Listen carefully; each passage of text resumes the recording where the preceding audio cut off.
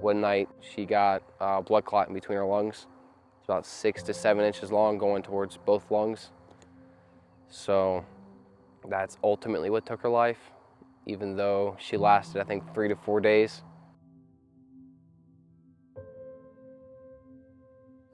It's hard to say when it all started, but my mom got sick.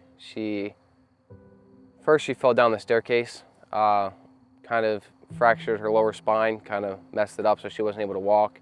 Pretty much all my life she was bedridden up until I was around 5, maybe 4 or 5. From then on, we were in and out of the hospital for her. And he watched over the months of her having to go to the emergency room over and over and over again. So I'm sure that in the back of his mind, sometimes you wonder, she goes, is she coming back?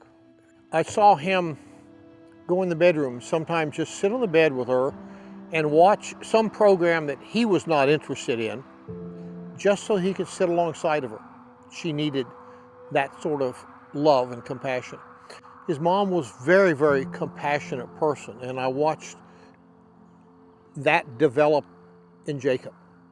A very compassionate heart, a very tender heart. With my mom being so much in pain, so that she wasn't able to sit through the service, so we weren't able to go to church while I was a child and stuff like that. But eventually, after she passed, we were able to start going to church and stuff like that. And we started going with my dad's sister, which is who we were living with at the time. And I think we went there for about a year, almost half a year till after she passed.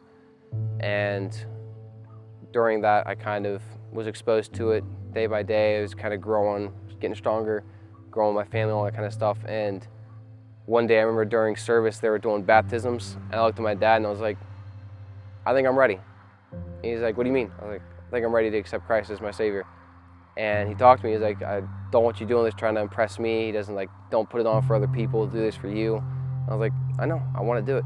And so he got a meeting with the pastor and we talked for about 30 minutes or less. And he was like, he pulled my dad in afterwards and he was like, this was him. I believe this was him wholeheartedly. He doesn't want to put on a show or anything like that. I feel like he's ready. And so I think August 1st was when I was baptized back in, I think, 2015.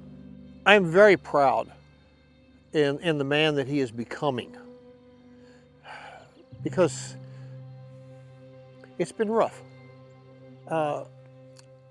Being on fixed income with Social Security, it doesn't afford a lot of building up for future. And I saw where through high school that last year where he began to have an interest in something, and I said it showed that he started looking forward and getting proud of what he was doing and his accomplishments, and it became an excitement inside of him. And it's like, where do we go from here? Besides carpentry, welding was the first trade I really looked into, and seeing like the sparks and the metal working and all the different designs you can do with it and the amount of skill it requires kind of piqued my interest. And I experienced pretty much all the other trades when I was down doing missionary work or through my home building program through Ryle. And welding was the only one I had the smallest experience in. That was when I wanted to do the most. So I kind of was like, you know what? Let's go to school for it. And God planned it out. And Miss Vicky gave me an application and she said, I feel like this one would work for you. And then the opportunity for the scholarship came up. And when we look at this, and I'm saying, thank God, I wouldn't have been able to do that. That has provided him a chance to build a future into an area that that excites him.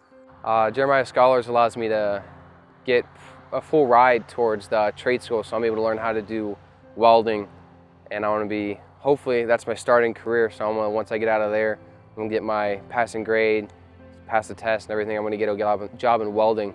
I just want to say thank you.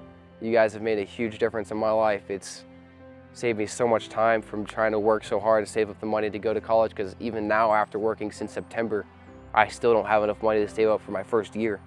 So given that you guys gave me a full ride scholarship has allowed me to really take like 3 steps ahead in my life than I would be able to now. So I just want to say thank you. I really appreciate it, and you guys are doing a fantastic job.